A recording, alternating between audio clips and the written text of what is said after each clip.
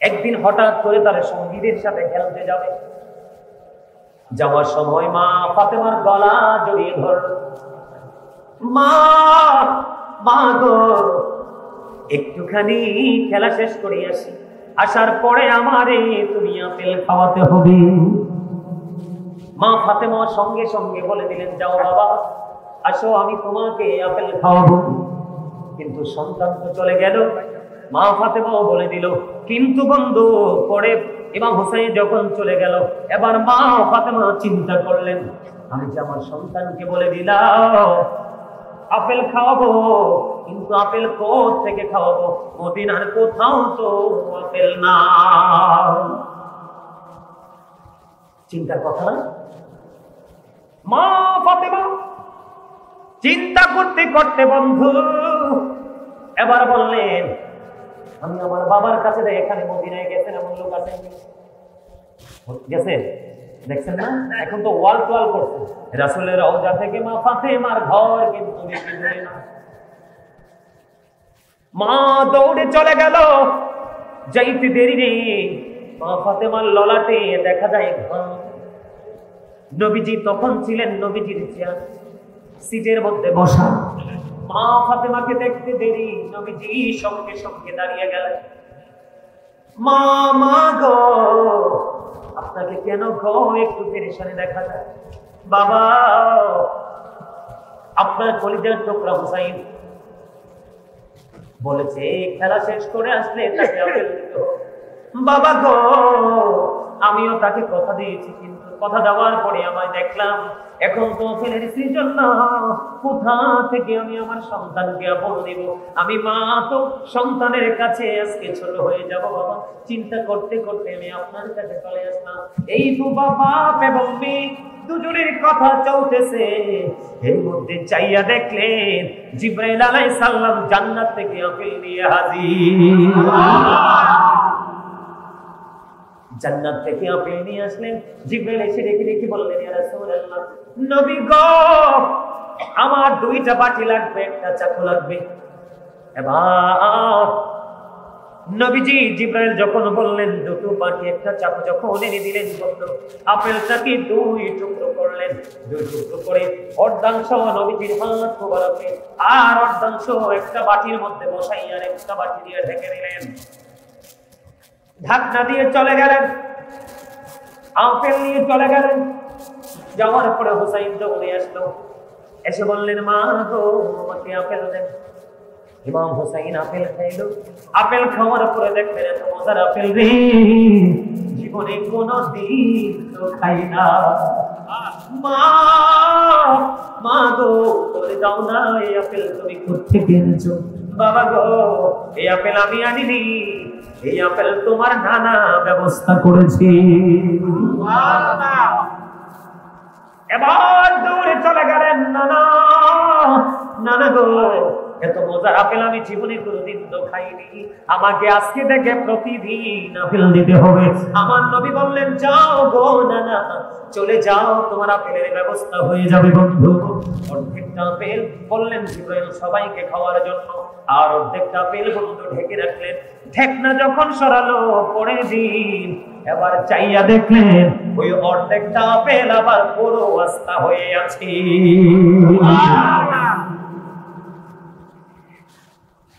কারণ হলো জিবরাইল বলেছিলেন প্রতিদিন একবার শুধু ডাক্তার সরানো যাবে, প্রতিদিন দেখাই দিলেন অর্ধাংশ কাটা যাবে, আর অন্যভাবে কাটা যাবে না।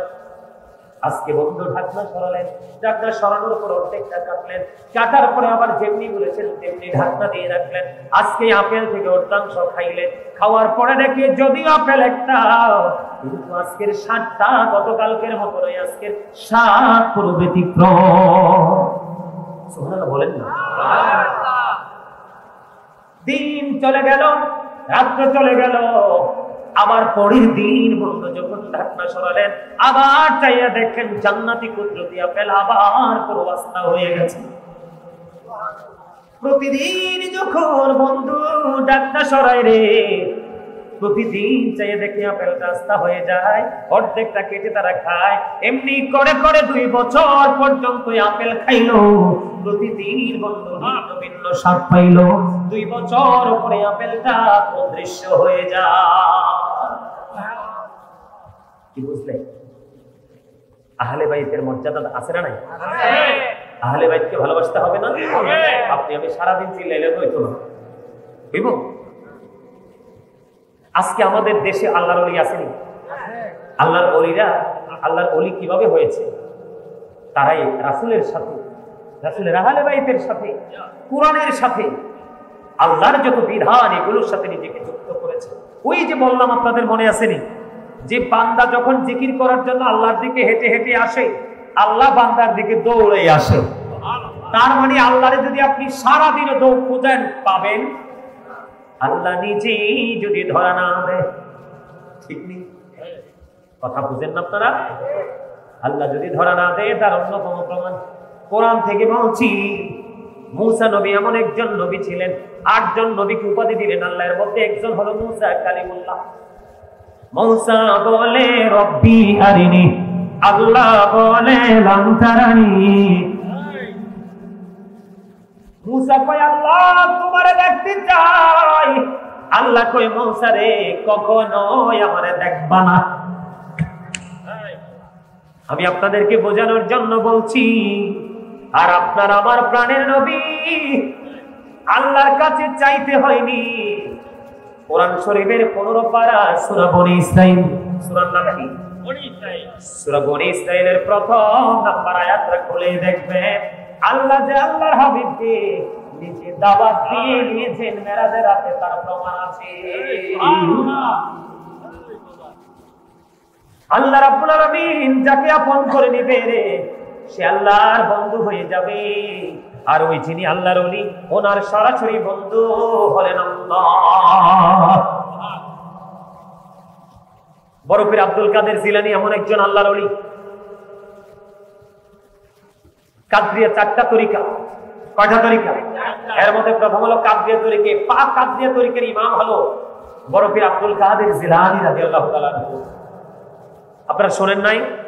এখন তো আমাদের দেশে অনেক মানুষ আছে আল্লাহর ওলিদের কথা শুনতেই পারে না, কিন্তু তারা এটা জানেই না যে এই দেশে ইসলামই আনছে আল্লাহর ওলিরা। এই দেশে কোনো নবী আসে, এই আল্লাহর ওলি কিন্তু কিয়ামতের পূর্বক্ষণ পর্যন্ত পৃথিবীতে আল্লাহ বানাবে। আর ওলিদের মাধ্যমে সাধারণ পথভ্রষ্ট মানুষ পথের দিশা নিয়ে জান্নাত পর্যন্ত পৌঁছাবে। বড় করে কেমন আল্লাহর ওলি ছিল জানেননি? আমি একটু ছোট্ট করে বলি। এই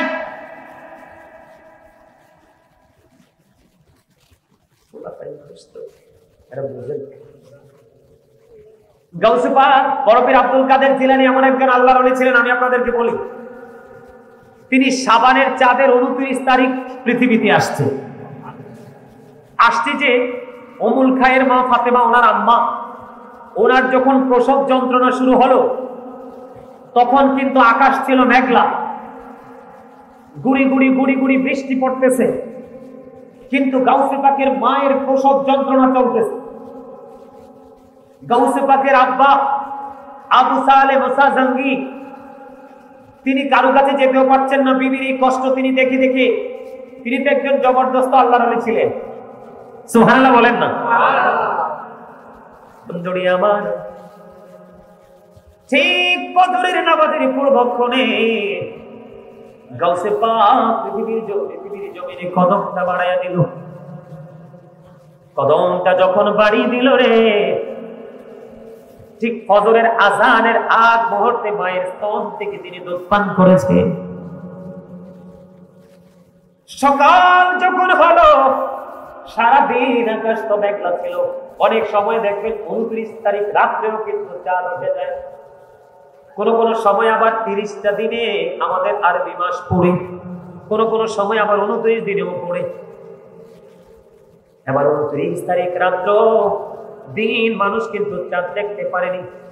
তৎকালীন সময়ে বন্ধু সমাধানের জন্য সকাল যখন হলো, দলে দলে মানুষগুলো আসতেছে, আমরা তো চাঁদ দেখতে পারিনি, এখান পর্যন্ত আসতেও পারিনি, আমরা কি রোজা রাখবো নাকি রোজা রাখবো না? কিন্তু আয়েশা দেখে আবু সালেহ মুসা জঙ্গি ঘরে নাই, দলে দলে মানুষ।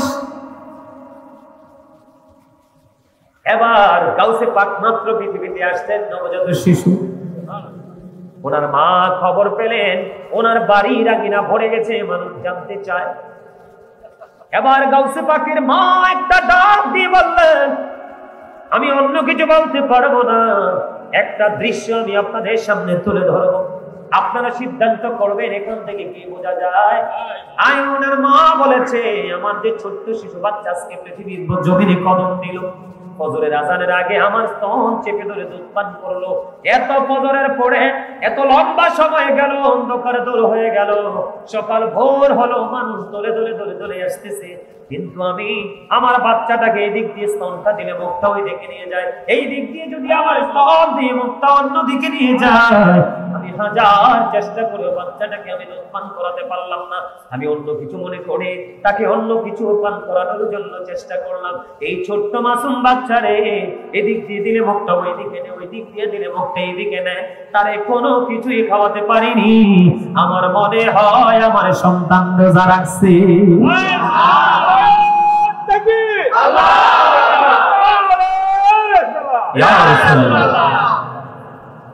এবার বন্ধু কি করলেন, দলে দলে মানুষগুলো চলে গেলেন, তারা বিশ্বাস করলেন, কারণ উম্মুল খায়ের মা ফাতেমা এমন একজন নারী ছিলেন, জীবনে কোনোদিন কোনো পুরুষের ঘরে উনি কোনো মানুষের ঘরে হেঁটে যায়নি, জীবনে কোনদিন বন্ধু ওনার এই সুন্দর নুরানি চেহারা কোনোদিন কাউকে দেখায়নি। উনি এমন একজন আল্লাহর ওলি ছিলেন, বাবাও আল্লাহর ওলি, মাও আল্লাহর ওলি। এবার সবাই মনে করলেন নিশ্চয়ই এটাও হয়েছে আল্লাহর ওলি। সব মানুষ বিশ্বাস করে চলে গেলেন। সারাদিন আমরা কিছু খাইবো না, আজকে আমরা সবাই রোজা রাখবো। বন্ধু কেমন করে বলবো আপনাদেরকে এত মজার খবর, সারাদিন এই ছোট্ট বাচ্চাটা বন্ধু যিনি হবেন অলিকুলের সম্রাট, গাউসে সামদানি, কুতুবে রব্বানি, শেখ সৈয়দ মহিউদ্দিন আব্দুল কাদের জিলানী, জোরে জোরে বলেন না সুবহানাল্লাহ। সারাটা দিন চলে গেল, কোনো দুধ খায় না, কোনো মধু তিনি স্পর্শ করে না। যখন মাগরিবের আজান হয়ে গেল বন্ধু, তখন অটোই মায়ের স্তন চেপে ধরে দুধ পান শুরু করলো। তার মানে ছোট্ট বাচ্চা ইফতার শুরু করেছে। এই জন্য আপনাদেরকে শুরুতে বলেছিল, গাছ লাগাইছেন তেঁতুল গাছ, বড় হয়ে ধরছে পাকা তেঁতুল, কামড় দিয়ে দেখছেন তেঁতুল তো তেঁতুল, তাও আর টক, কারণ আপনি শুরুতেই ভুল করেছেন। কথা বলেন না কেন? সুন্দর হতো, গাছটাও সুন্দর, গাছটা যদি সুন্দর হতো ফলটাও গাছটা অত্যন্ত সুইট। কথা বলেন না কেন? আমার মতো গাজী সুলাইমান কি আরেকটা খুঁজে পাবেন? কথা বলে না, পাবেন কোনোদিন? দেখবেন অনলাইনে খুঁজে, আমি অহংকার করে বলছি না, জাস্ট আপনাদের সামনে উদাহরণ দিচ্ছি। আমার জীবনে কোনোদিন দেখিনি আমার মাকে এক ওয়াক্ত নামাজ কাজা করছে। আমার জীবনে কোনোদিন দেখিনি আমার মা একটা রঙিন কাপড় পরতে। এখনো পর্যন্ত আমার বাবা যদি না চায় এই ঘর থেকে ওই ঘরে যায় না। কিছুদিন আগে আমাদের একটা আত্মীয়র বিয়ে হয়েছে, একেবারে কাছে। বাবা বলছে যাওয়া লাগবে না, বাবাও যায়নি, কিন্তু মার খুব কাছে, কিন্তু মাও যায়নি।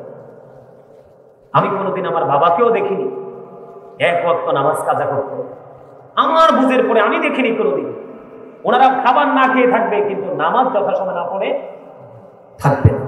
সম্মানিত উপস্থিতি, বাবা মা দুজন নামাজি হয়ে যান, দেখবেন অটো আপনাদের মধ্য থেকে আল্লাহ আল্লাহর ওলি পয়দা করবে। আপনারা কি আমার কথা বুঝতে পারছেন? এখনো সময় আছে। পৃথিবী ধ্বংস হওয়ার আগেই আমাদেরকে লাগাম ধরতে হবে, অন্যথায় বাঁচার কোনো উপায় আছে? সম্মানিত উপস্থিতি, সারাদিন ওয়াজ করতে পারবো, কিন্তু অনেক সময় হয়ে গেছে, আর আলোচনা করবো না, আমার অনেক কাজ বাকি আছে। আমার ভাই আমাকে বলেছিলেন হুজুর 12টায় কিয়াম করবেন। আমার আপনাদের মনোযোগ দেখে ভালো লাগছে, এর জন্য আরেকটু সময় বাড়িয়ে কথা বললাম। 5 ওয়াক্ত নামাজ পড়বে। মানুষ মারা গেলে তার জানাজায় যাবে, গেলে সামাজিক একটা বন্ধন, একটা প্রীতি তৈরি হবে।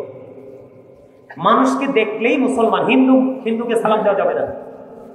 মুসলমান পরিচিত হোক অপরিচিত হোক, হাসি মুখে তাকে সালাম দিয়ে দিবেন, দেখবেন সে আপনার দিকে মাথাটা তুলে একটা মিষ্টি হাসি দিয়ে তাকাবে। আর এই তাকানোই হলো আপনার আমার দুজনের মধ্যে প্রেমের বন্ধন গড়ে ওঠার এক সেতু বন্ধন। কথা বুঝতে পারছেন? আপনি যদি প্রভাবশালী হন, তরকারি রান্না করলে ঝোল একটু বাড়াই দিবেন তরকারিতে। রাসূল বলেছে যেন তোমার পাশের গরিবকে একটু দিতে পারো। আসছে সামনে রমজান, সুদ খাওয়া যাবে না, ঘুষ খাওয়া যাবে না, মিথ্যা কথা বলা যাবে না, পরনিন্দা করা যাবে না, বাবা মার কলিজায় আগুন দেওয়া যাবে না।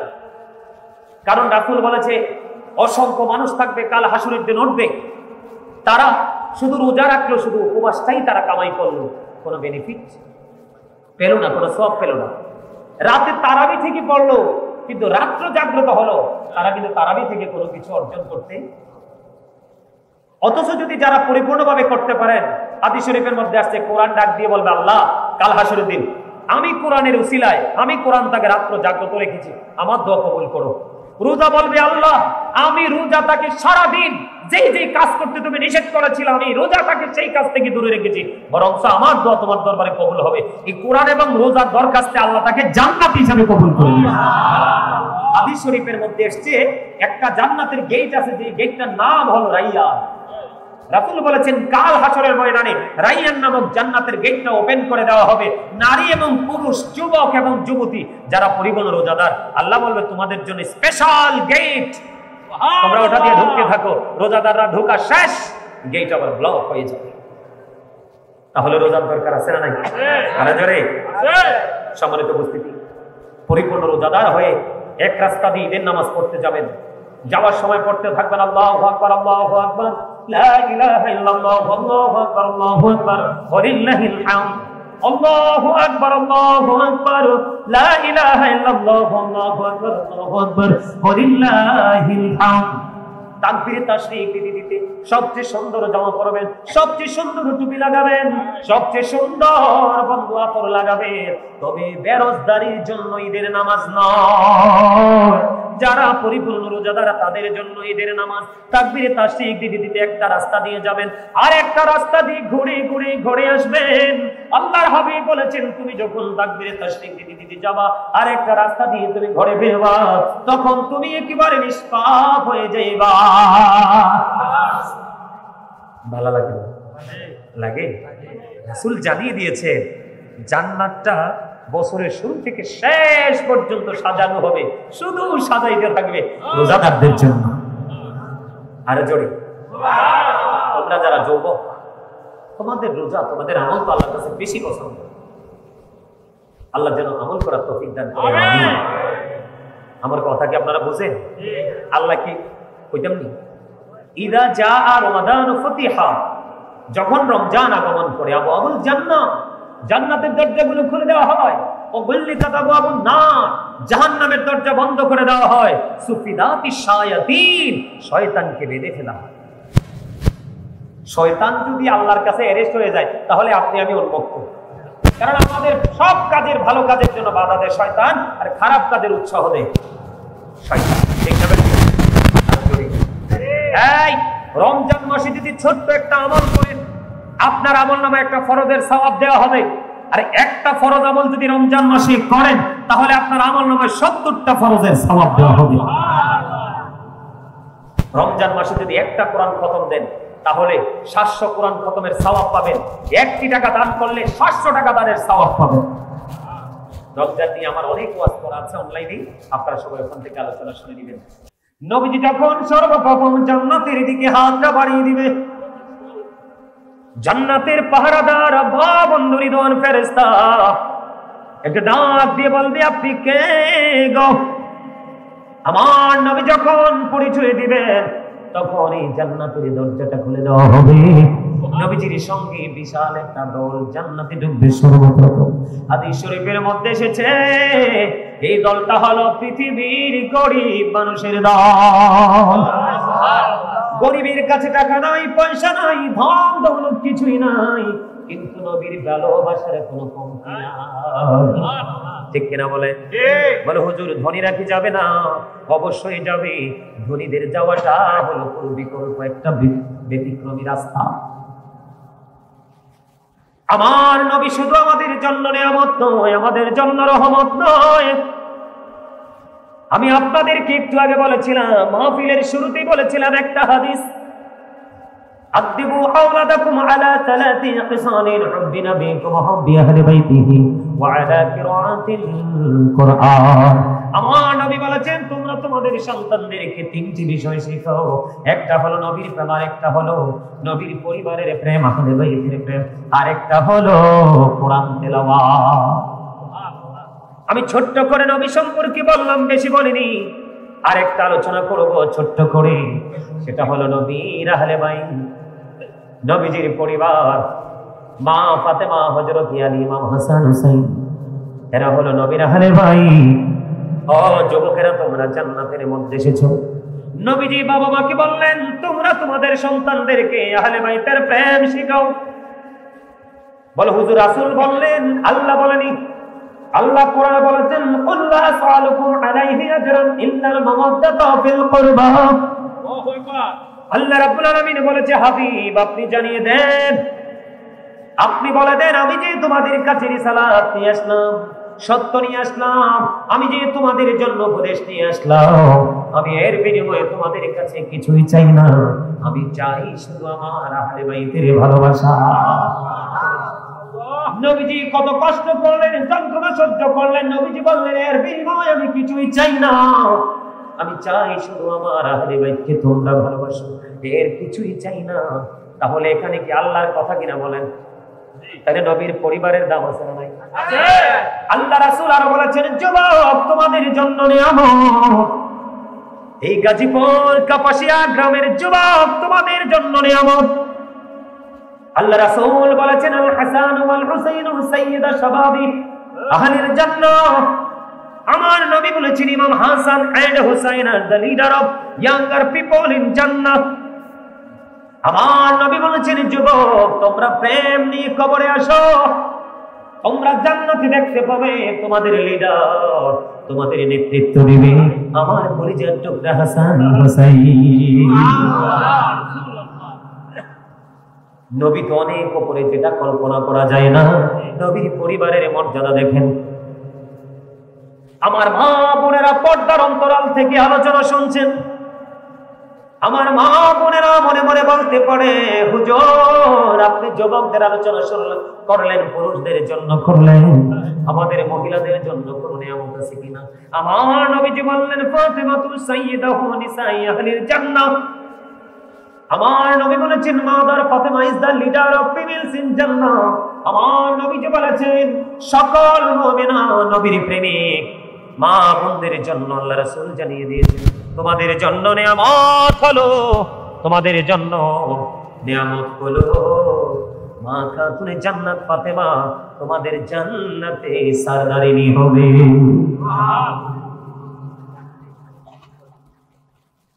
আমার কথা কি আপনারা বুঝতেছেন? তাহলে মা বোনদেরও ফয়সালা হয়ে গেল, আহলে বাইতের ভালোবাসার দরকার আছে। মা ফাতেমার দাম এত বেশি রে, এখনকার মহিলারা বুঝতে পারে না, তারা বেপরদাশীল ভাবে চলে, উদিলা হয়ে চলে, বেপরদাশীল তাদের সমস্ত অঙ্গ প্রত্যঙ্গ পুরুষরা দেখতে পায়, ঠিক কিনা বলে? কিন্তু আমি আমার মা গাজীপুর কাপাসিয়া থেকে আমি আমার মা বোনদের সবাইকে আমি অনুরোধ করব, মা ফাতেমার জীবনী খুলে দেখো, ওনার মতো মহিষী নারী, ওনার জীবনী এত নিয়ামত আমি পড়লে আমার চোখের পানি ধরে রাখতে পারি না। আমি শুধু একটা গল্প বলবো, আপনারা সবাই শুনেছেন, মুরব্বী বাবারা, মা ফাতেমার জীবন ছিল অত্যন্ত দুঃখের জীবন। স্বামী হযরত আলী ছিলেন অত্যন্ত গরীব, কোনদিন স্বামীকে কোনো কিছুর জন্য প্রেসার দেয়। এই যুগের মহিলারা স্বামী যদি সব দিতে না পারে, স্বামীর গায়ে হাত পর্যন্ত উঠায়। আমি শুধু একটা ঘটনা আমি আপনাদেরকে শোনাবো। মা খাতুনে জান্নাত ফাতেমা একদিন দেখলেন স্বামী সারাদিন বলল, কোনো কাজের ব্যবস্থা হলো না, একটি দিরহাম আজকে ইনকাম করতে পারলো না, বিবিও তো আছে, কলিজার টুকরা সন্তানরাও আছে, কি খাওয়াবে? স্বামীর চেহারাটা যখন মলিন দেখলেন, মা ফাতেমা দেখি সহ্য করতে পারলেন না। ওনার একটা প্রিয় একটা চাদর ছিল, সুন্দর একটা চাদর স্বামীর হাতে তুলে দিয়ে বললেন, স্বামী, স্বামী গো, আপনি বুঝতে পেরেছি আপনার মন খারাপ করার দরকার নাই গো, আমার কাছে একটা চাদর আছে, আপনি চাদরটা নিয়ে খাবারের ব্যবস্থা করুন। বন্ধু একজন ইহুদির কাছে এই চাদর দিয়ে হযরত আলী ফ্যামিলির খাবারের জন্য কিছু দিরহাম নিয়ে আসলেন, আনার পরে খাবারের ব্যবস্থা করলাম, তাদের ঘরে খাবারের আয়োজন হচ্ছে। অন্যদিকে দিন চলে গেল, গভীর রজনী হলো, অন্ধকার রাত্রিতে চাইয়া দেখলো ইহুদি চাদরখানা নিয়ে তার বিবির কাছে নিয়ে বিবি আলমিরার মধ্যে তুলে রাখলেন। ঘোর অন্ধকার, হঠাৎ করে গভীর অন্ধকার রজনীতে চাইয়া দেখলেন যে রুমের আলমিরার মধ্যে মা ফাতিমার চাদরখানা রাখা, ওই রুম থেকে অত্যন্ত ফুটন্ত নূর খালি ঝলমল করছে। অন্ধকার দেখা যায় না, নূরের আলোয় আলোকিত হয়ে গেল।